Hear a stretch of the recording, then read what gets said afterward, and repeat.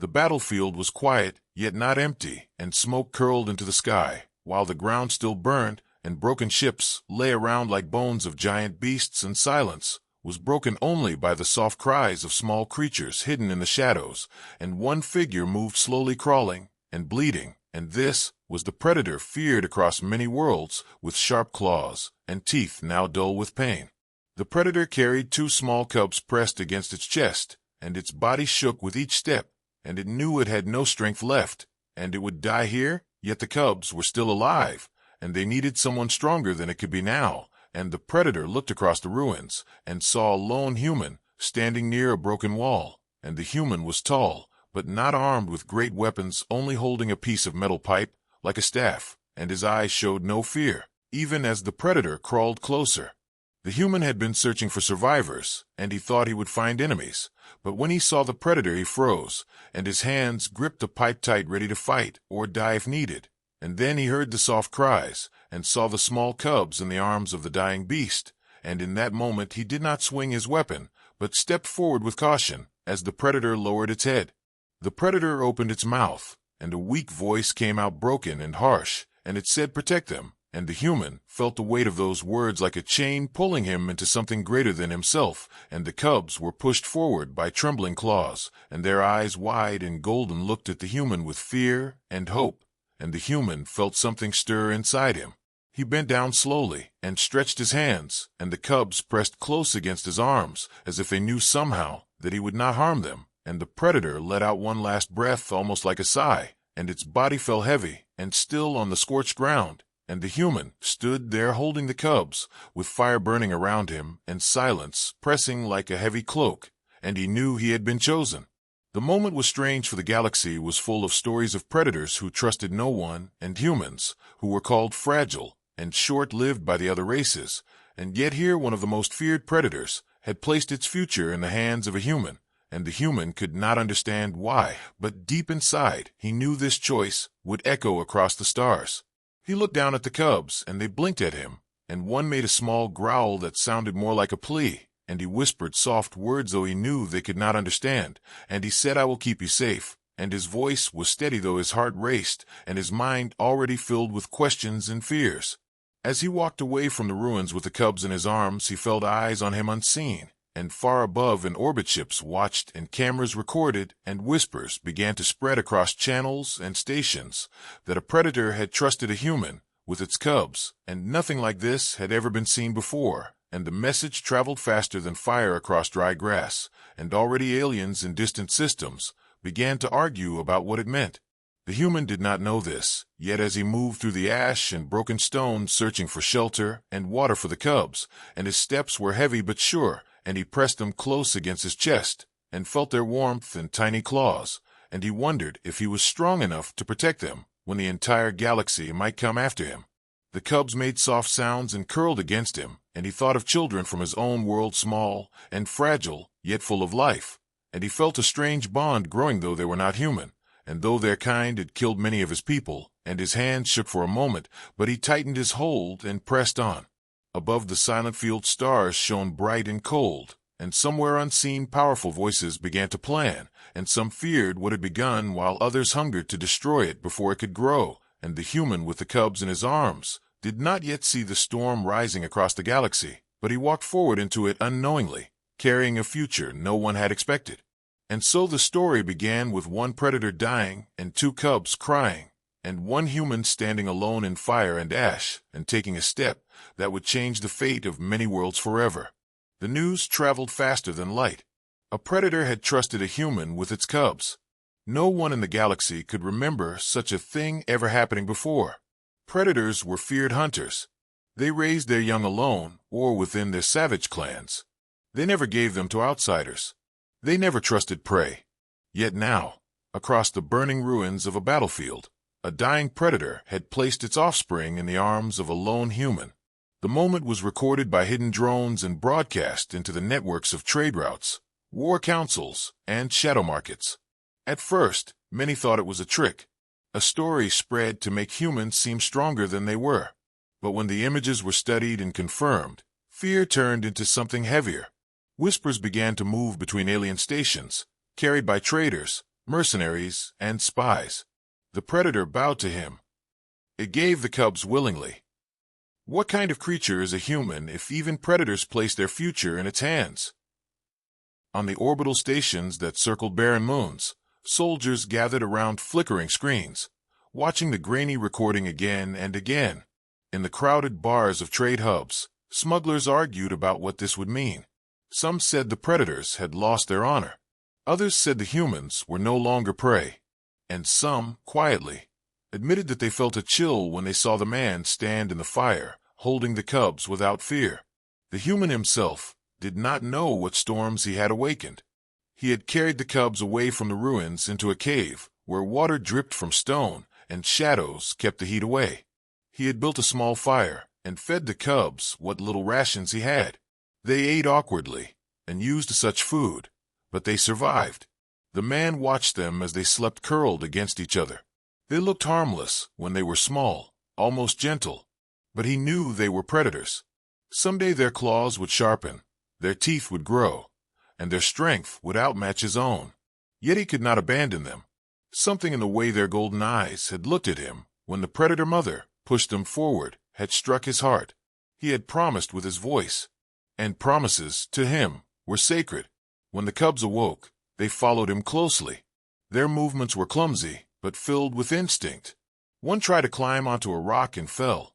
The man caught it and placed it back gently. Another tried to gnaw at his boot with tiny fangs. He laughed softly, shaking his head. Somehow, in that silent cave, he felt less alone.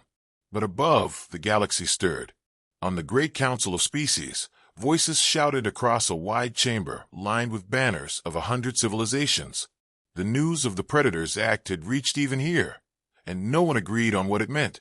"The predators are unstable," cried one ambassador. "If they are willing to entrust their bloodline to a prey species, then their judgment is broken. We must contain this before it spreads." "Contain," answered another, a long-limbed creature with pale skin. "You speak as if trust is poison. Perhaps we should study the humans. Perhaps there is something in them that calls to predators." The chamber fell into arguments. Some feared what might come if humans began to win the loyalty of predators. Others dreamed of new alliances, new armies, and new ways to shift power. In every corner, whispers grew into rumors, and rumors grew into fear. Meanwhile, the man with the cubs began to feel hunted. When he left the cave to find food, he saw signs that others were tracking him. Footprints too large to be human.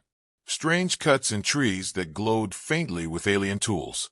The cubs growled low when the wind carried the scent of outsiders. He realized quickly that his promise would not be easy to keep. Whoever wanted the cubs gone would not stop. On the third night, the attack came. Shadows moved outside the cave.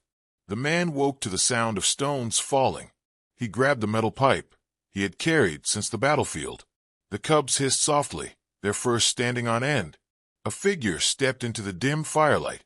It was no predator. It was something else, a thin alien assassin with blades grafted to its arms. The assassin spoke in a cold voice. "Step aside, human.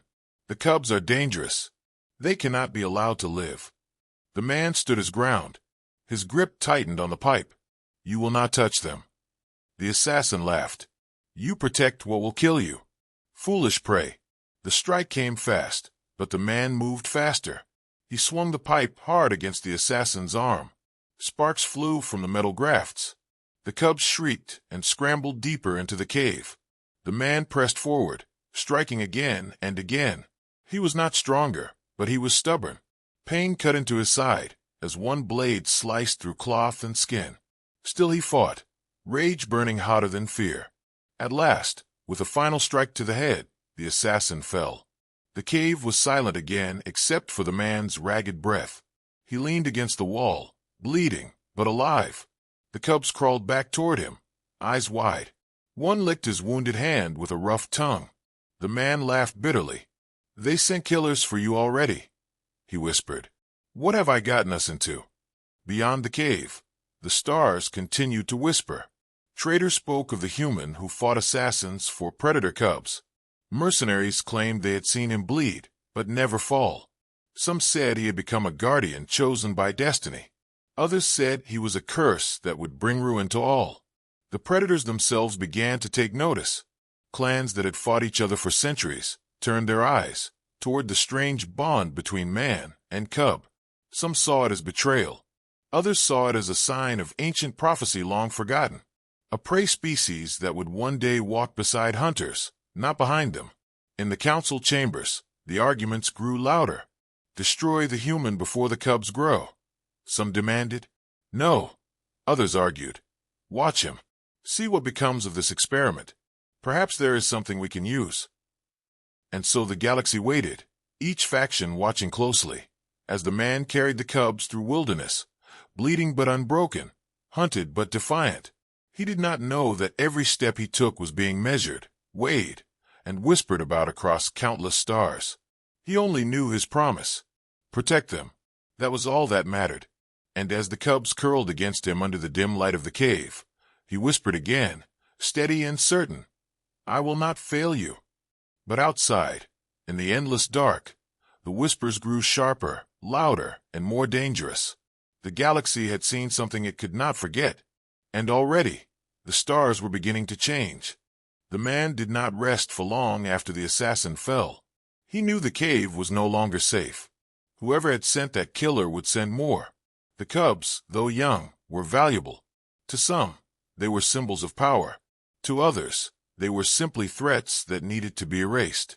The man tightened the cloth around his wound, lifted the cubs into a sling across his chest, and stepped into the night. The stars above looked cold and silent, yet he felt their gaze on him. Every step forward seemed heavier, as though the galaxy itself had begun to test him. The cubs whimpered softly, their small heads pressing into his chest for comfort. He whispered words they could not understand, but his tone calmed them.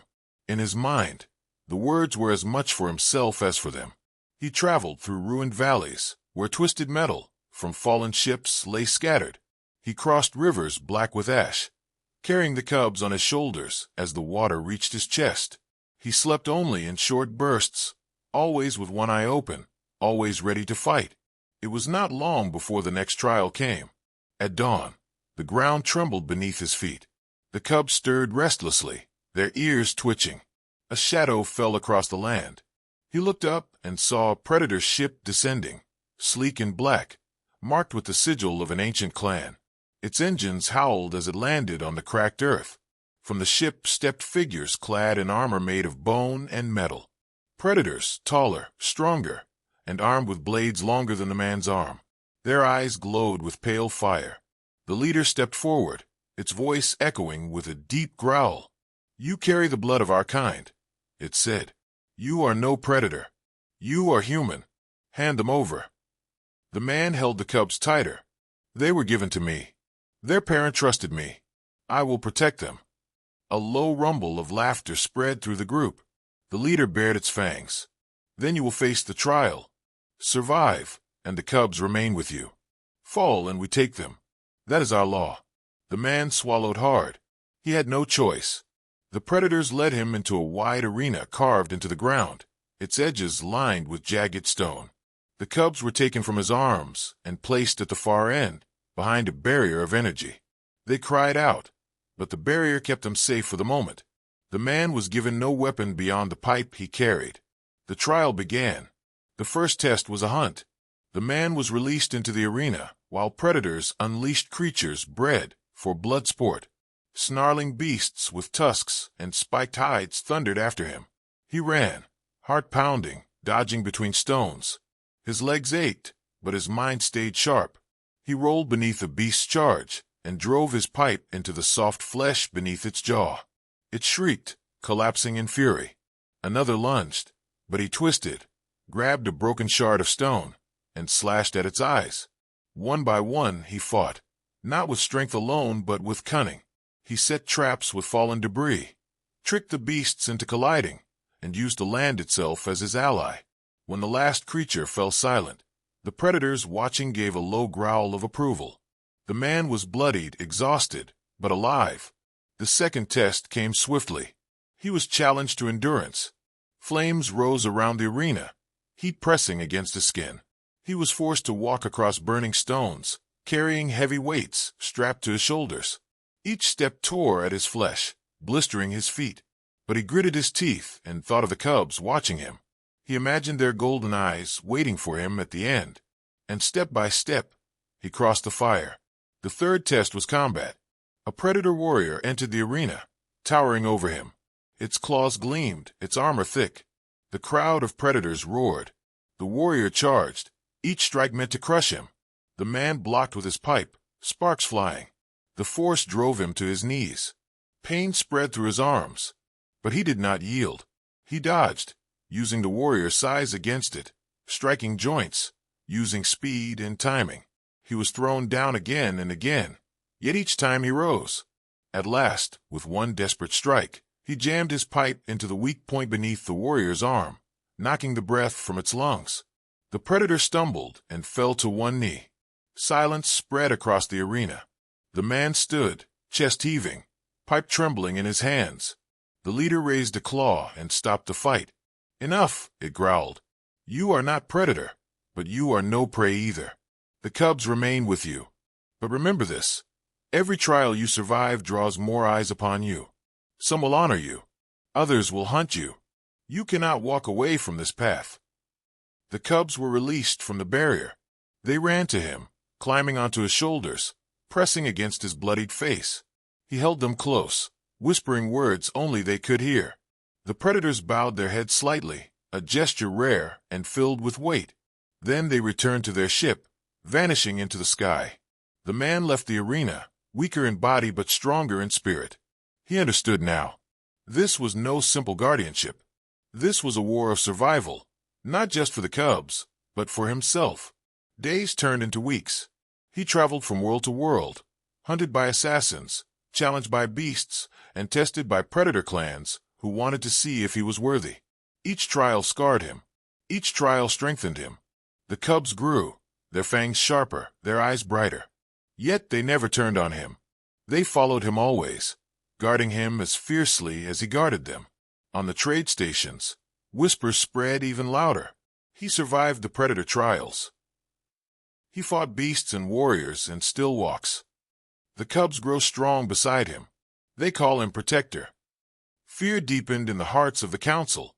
If predators respected him, if cubs raised by a human carried loyalty to him, then everything could change.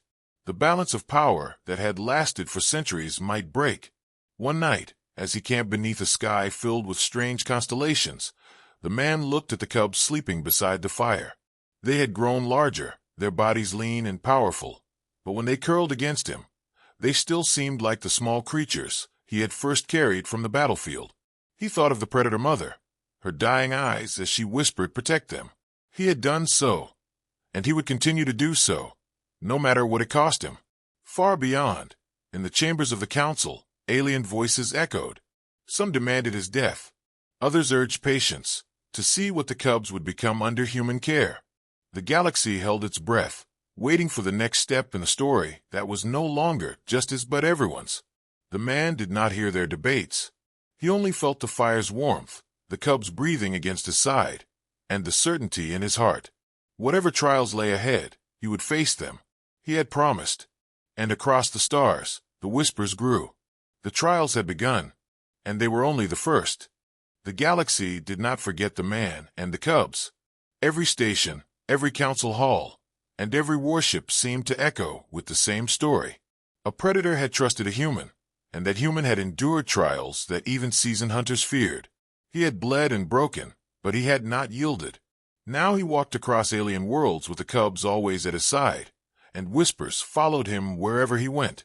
The cubs were no longer helpless. Their bodies stretched taller, their fangs sharper, their movements more coordinated. Yet their bond with the man only deepened. They obeyed his voice even when instinct pulled them to act differently. They learned to fight beside him. They learned to trust his judgment. They began to see him not just as protector, but as something greater, something between father, leader, and kin. One night, as they camped on a barren moon under a sky filled with pale blue stars, the man watched the cubs sparring with each other. Their claws sliced through the dust, their roars echoing off stone cliffs. He knew they would soon be fully grown predators, feared across the galaxy. Yet when they looked back at him, panting, they waited for his approval like children waiting for praise. He nodded, and they relaxed, eyes glowing with pride. But while their bond grew strong, forces beyond their camp stirred. The predators themselves were divided. Many clans considered the man survival proof of strength, a sign that perhaps humanity was not prey, but something new. Yet others saw him as a threat to ancient order. For countless generations, predators had ruled through fear and blood. To imagine a human, a fragile species by their measure, guiding their young was unthinkable. Whispers of prophecy began to surface. In old predator temples carved deep into mountains, elders spoke of an ancient text.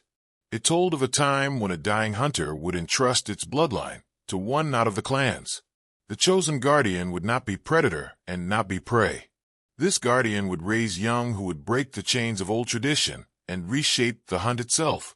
The man knew nothing of these words, but the predators who believed them began to watch him more closely. When he entered a trade station, their eyes followed. When he walked through forests or deserts, he sometimes saw shadows moving at the edges of his vision. He was never truly alone. The cubs noticed as well, growling low whenever they sensed the hunters. Yet none attacked him openly now. Some strange law of respect or fear kept them from striking. One evening, as the man slept beneath a canopy of alien trees, a group of predator elders approached his camp. They did not attack. They did not threaten. Instead, they sat across the fire from him, their towering bodies cloaked in armor older than human civilization itself. Their voices were rough, but their words carried weight. "You have been marked," one elder said. "You were chosen not by us, but by fate. The cubs follow you as if you were of their blood. Do you know what this means?" The man shook his head. "I only know I made a promise. I will keep it." The elders growled softly. "Your promise has awoken old words. Our people speak of prophecy. Some believe you are its answer. Others call you its curse." The cubs, sensing tension, pressed close to the man, snarling at the elders. He placed a calming hand on their backs. "I am no prophecy," he said. "I am only a man. But I will protect them no matter what." The elders exchanged glances. Then they stood. "Whether you are prophecy or not, the galaxy will not let you walk in peace. Every step will be tested. If you survive, the cubs will change everything. If you fail, their blood will die with you. Choose wisely." They disappeared into the trees, leaving the man staring into the fire. He felt the weight of their words press against him like a stone on his chest. He had never sought destiny. He had only wanted to keep a promise. Yet now destiny had found him. As weeks turned to months, the cubs' training grew harder. The man taught them not just how to hunt, but how to think, how to see traps before they closed, how to fight with strategy rather than rage. In turn, they taught him the ways of their kind, the silent hand signs, the deep roars that carried meaning, the patience of the hunt. Slowly, predator and human traditions began to blend, but the Council of Species was far from silent. They held secret meetings in their grand chambers, voices sharp with fear. "If the predators truly follow him," one counselor hissed, "our fleets cannot stand against them. Imagine their strength combined with human stubbornness. It will destroy everything we have built." Another replied, "Then we must kill him before it grows further." But there were those who hesitated. "If we strike him down and the predators see us do it, they will unite against us. We must be careful. Watch him. Test him. Let him stumble on his own." So tests began, subtle at first. Pirates ambushed his path. Mercenaries tracked his trail. Poison traps were laid in places he passed. Yet each time, he survived. Sometimes through sheer will, sometimes through the cub's sharp senses. Every victory only deepened the whispers. The human cannot be killed. The cubs fight beside him now. They are no longer predators alone. They are something more. And so the legend grew. One day, on the edge of a ruined city swallowed by sand, the man stood with the cubs watching the horizon. The wind howled through broken towers, carrying dust across the endless wasteland. The cubs sniffed the air, restless. The man's heart was heavy. He knew enemies would not stop coming. He knew the council would never allow this bond to continue without resistance. But he also knew the cubs trusted him with their lives. As the sun set behind jagged ruins, he spoke aloud, more to himself than to them. If this is legacy, then let it be built on more than fear. Let it be built on trust. The cubs growled softly in response, pressing close to him. Their golden eyes glowed in the fading light. Far above, in the cold dark of orbit, a council ship observed. Its cameras recorded the moment, sending it to 100 worlds. And with every transmission, the story spread. The predators had always ruled by claw and blood, but now the galaxy saw something new, a legacy not of domination but of trust. And that legacy had only just begun. The predators did not give respect easily. To earn even a nod from their kind meant enduring pain and surviving challenges that would crush most. Yet the man who carried the cubs had gained more than nods. He had gained whispers of loyalty, the kind that could not be bought or forced. Still, whispers were not enough. The predators had a final way to measure worth. It was called the night hunt. No human had ever survived it. Few predators even returned alive. The summons came without warning. A group of hunters approached the man's camp one evening, their cloaks ragged from travel. They did not threaten him, nor did they try to take the cubs. Instead, they declared the trial. If he wished to remain guardian of the cubs, if he wished their bond to mean more than rumor, he would face the night hunt. The man looked at the cubs as they crouched beside him, their fangs bared at the hunters. His heart pounded, but he nodded. He could not walk away. He had made a promise. The night hunt began on a world covered in endless forests of black trees. The air was heavy with mist, and the ground was thick with vines that shifted as though alive. The predators gathered in silence around a wide circle carved into the soil. In the center, the man stood with nothing but his pipe and a knife offered by the hunters. The cubs were placed outside the circle, watched by armored guards. Their cries echoed, sharp and mournful, but the man did not turn his head. If he looked back, he might falter. The elder predator stepped forward, its voice rumbling like thunder. When the moons rise, you will run. The forest will hunt you, and so will we. Survive until dawn, and you are guardian in truth. Fail, and the cubs are ours. The man did not answer. His jaw tightened. His eyes burned with a steady fire. When the moons rose, the hunt began. The forest itself seemed alive.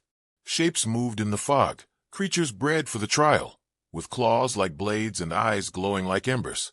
Their growls filled the night as they stalked the man. He ran, weaving between trees, leaping over roots, never pausing too long in one place. His breath came in sharp bursts, but he forced himself onward. The first beast struck with a roar. Its body was twice his size, covered in spines. He dodged the charge, rolling beneath its belly and driving his knife into soft flesh. Blood sprayed across the ground, steaming in the cold air. The beast fell, but more were coming. Always more. Hours passed in a blur of sweat and blood. The man's body was cut and bruised, yet his spirit held. He climbed cliffs to escape packs of hunters. He set traps with vines and stones, luring beasts into pits or against sharp rocks. He fought with desperation and cunning, never wasting energy, always seeking the smallest weakness. But the predators watching from the shadows were not satisfied. To them, the trial was more than a test of survival. It was a test of blood. And so one of their warriors stepped into the forest to challenge him directly. The man heard the approach before he saw the figure. Heavy steps, controlled breathing, the faint sound of claws dragging across bark. When the warrior emerged from the mist, it was like a mountain of muscle and armor. Its fangs gleamed in the moonlight. Its eyes locked on the man. They clashed with a roar. The warrior swung its blade, a curved weapon made from bone, faster than something so large should move. The man blocked with his pipe, sparks flying as metal struck bone. The force rattled his arms, but he stood his ground. He struck back, quick jabs and heavy swings aimed at joints and exposed flesh. The fight raged through the forest, smashing trees, tearing earth apart. The man's body screamed with pain, but his mind refused to break. Every time he fell, he rose again. Every time blood spilled, he pressed forward. His vision blurred, yet he kept fighting. driven not by pride or prophecy, but by the memory of the predator's dying voice. Protect them.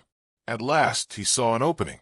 The warrior swung wide, its blade catching on a tree trunk for an instant. The man lunged, driving his knife into the exposed side beneath its arm. The predator roared, staggering backward. The man followed with a crushing strike of his pipe against its head. The warrior collapsed to its knees. The forest fell silent. The predators, watching, stepped forward, their eyes glowing in the mist. None spoke at first. They only stared at the human, standing bloodied and trembling but unbroken. The elder finally spoke, its voice heavy with respect. "You are not of our kind. Yet you have endured our hunt. You have shed blood and given blood. You are guardian. The cubs are yours by right." The cubs were released from their guards. They charged through the mist, leaping onto the man, pressing against him with fierce cries. Their bodies were larger now, their strength undeniable, yet they curled against him like they had when they were small.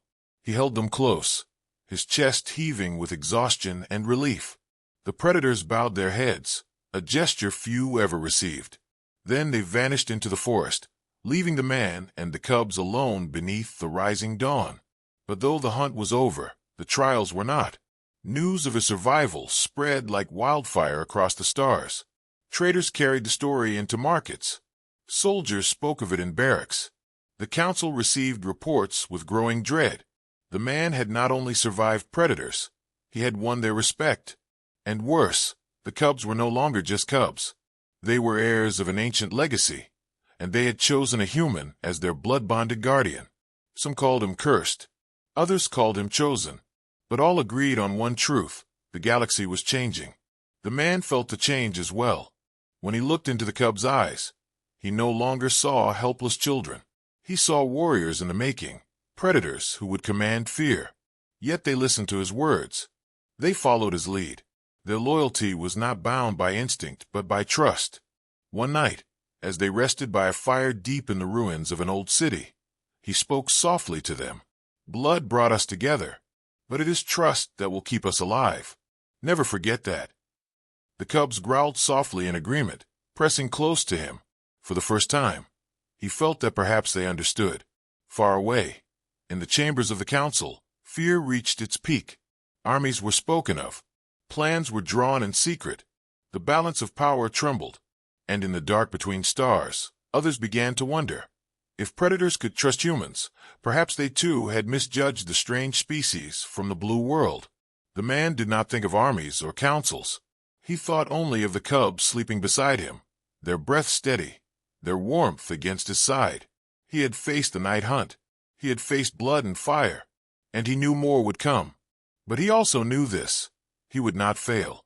For blood had been spilled, and trust had been forged, and that bond was stronger than fear. The galaxy was not at peace. Every star system seemed to echo with the same story. The human guardian had survived the night hunt, the sacred trial that even predators feared. He had bled with them, fought against them, and endured fire and claw. The cubs had grown, their bodies larger, their instincts sharper, but their loyalty to the human had only deepened. And now the galaxy could not ignore it. The Council of Species, the great body that claimed to rule the balance between worlds, trembled with fear. Inside their chamber, lit by cold white light, and lined with banners of 100 civilizations, the voices of the delegates clashed like weapons. Some shouted for immediate action, demanding the human's death. Others called for patience, warning that any attempt to strike might ignite something far worse. "He is a danger," one delegate hissed, its insect-like mandibles clicking in fury. "Predators should never kneel to prey. Yet we see it with our own eyes. If we let this continue, humanity will rise as something we cannot control." Another voice rose, deep and slow, belonging to a scaled ambassador whose people had fought predators for centuries. "Perhaps we should not fear. Perhaps we should learn. If predators can trust humans, then maybe we too can benefit. Perhaps they are the key to unity." Laughter rippled through the chamber. Unity? Or domination? The arguments grew louder, sharp enough to shake the walls. But one truth was shared by all. The galaxy had changed, and the human was at the center of it. While the council argued, the man and the cubs traveled across unknown lands. The cubs were nearly grown now, towering over him with lean muscle and gleaming fangs. Yet when they walked beside him, their steps were steady, their eyes always watching him for direction. They had learned to fight as a pack. They had learned to think beyond instinct. And always, the man reminded them of his words: trust before blood, patience before rage. But the galaxy would not leave them in peace. The first sign of danger came on the edge of a trade route, where the man stopped to barter for supplies. He felt eyes on him as he moved through the crowded market. Aliens of all shapes and colors whispered in corners, glancing at the cubs. Some looked with awe, others with hatred. By the time he left the station, he knew. The council's spies had found him. That night, as he and the cubs camped in the shadow of an old mining outpost, the attack came. Ships descended silently, their engines dark. Figures cloaked in black armor poured from the skies, weapons glowing with energy. They were not assassins this time. They were soldiers, disciplined and armed for war. The council had chosen to act.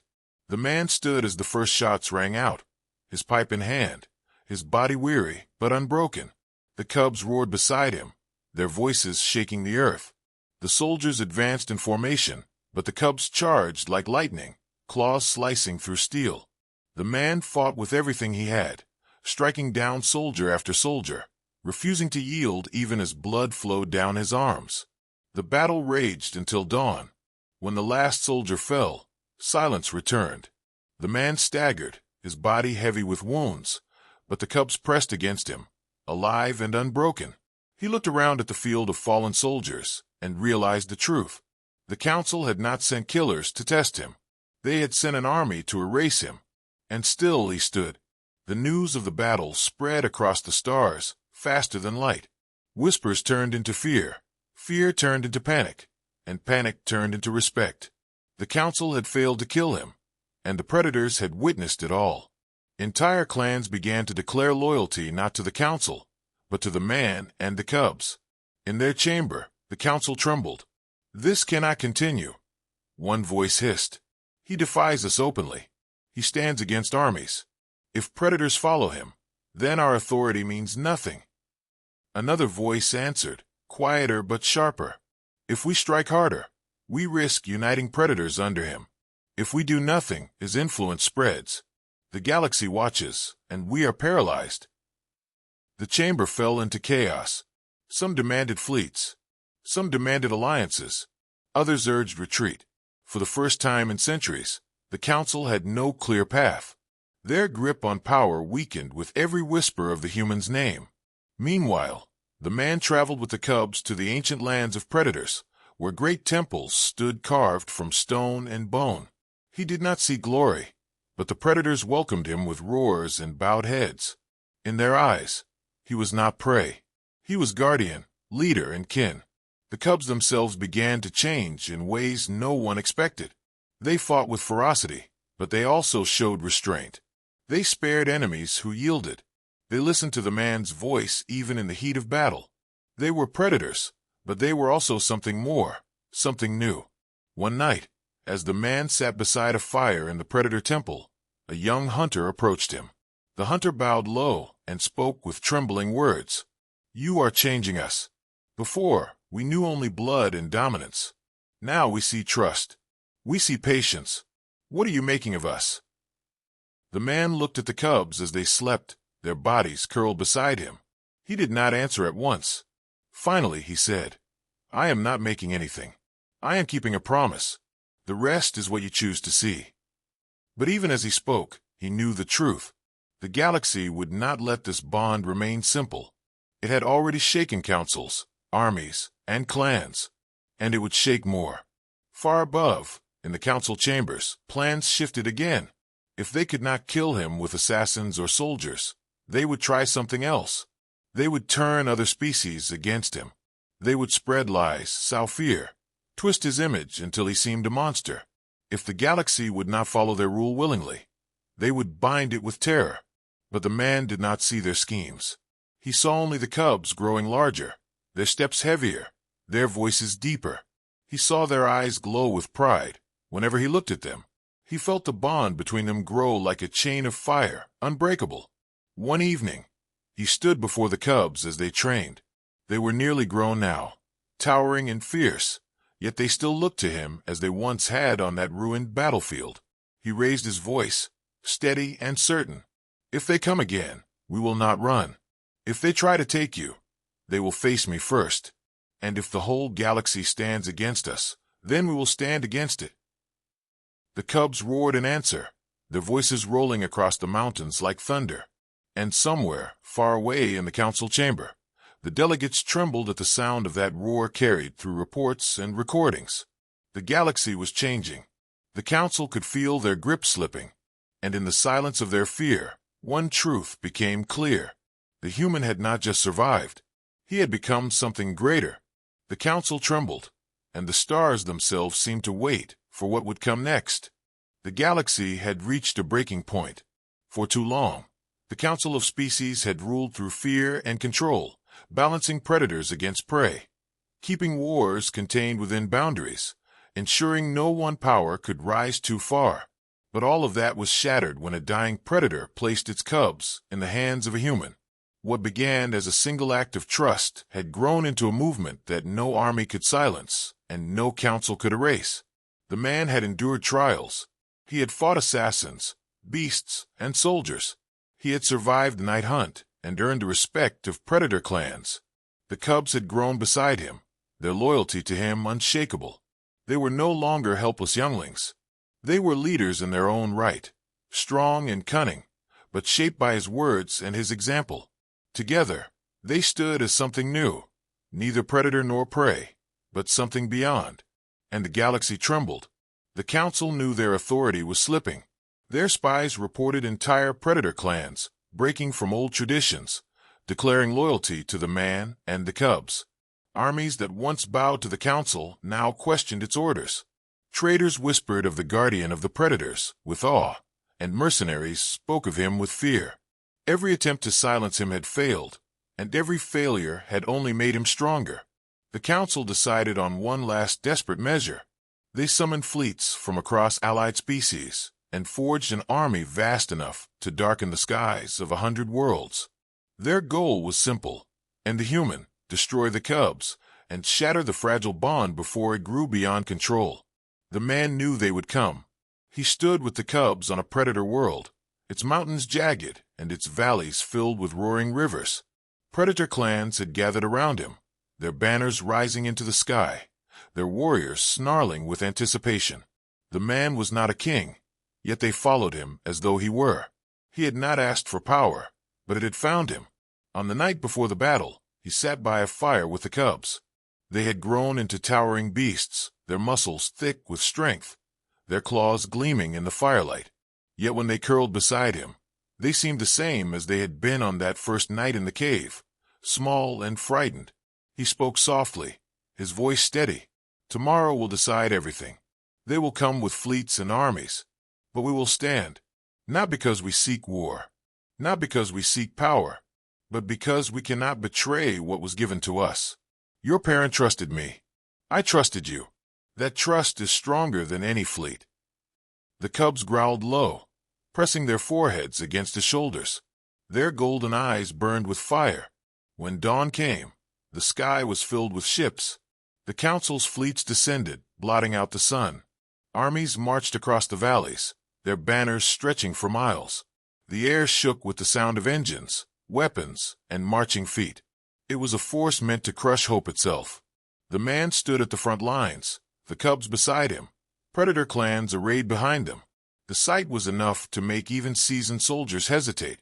A human at the head of predators was something no one had ever seen. The battle began with fire raining from the skies. Explosions tore across the mountains, shaking the earth. The predators roared in answer, charging forward with blades and claws. The man led them, striking down soldier after soldier, his body moving with the stubborn will that had carried him through every trial. The cubs fought like storms unleashed, tearing through armored lines, their roars shattering enemy formations. The battle raged for hours. The council's fleets bombarded the ground, but the predators adapted, using the terrain to strike back. The man fought tirelessly, his pipe still in his hands, dented and bloodied but unbroken. He was wounded, but he did not fall. The cubs shielded him when fire rained down, their bodies defiant against the storm.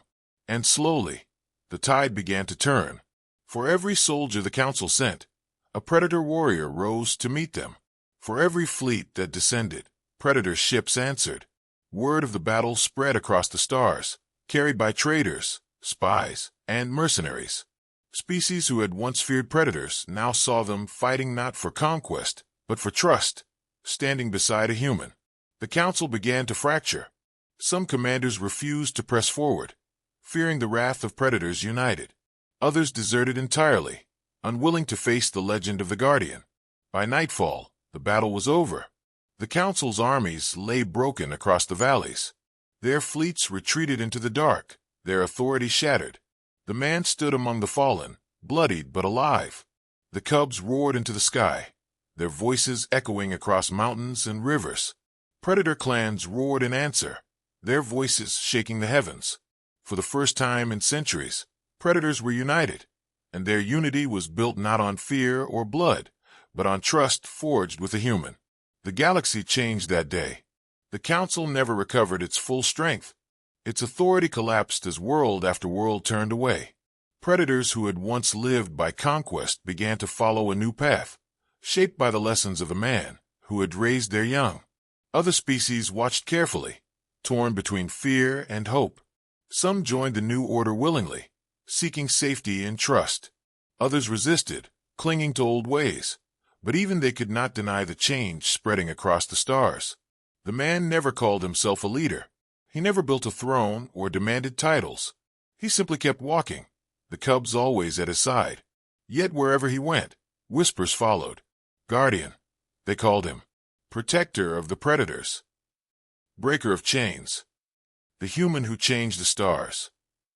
In quiet moments, he thought of the predator mother on the battlefield. He thought of her final breath, her voice as she whispered, "Protect them." He had kept that promise, though it had cost him blood, pain, and endless trials. And in keeping it, he had changed not only the cubs, but the galaxy itself. One night, long after the war had ended, he stood on a hill beneath a sky filled with stars. The cubs, now fully grown and leaders of their kind, stood beside him. They were no longer children, but their bond with him had not faded. They pressed close, their golden eyes soft with the same trust that had begun years ago. He spoke softly, almost to himself. The day a predator trusted a human with its cubs, the galaxy was never the same. And above, the stars burned brighter, as though even they remembered.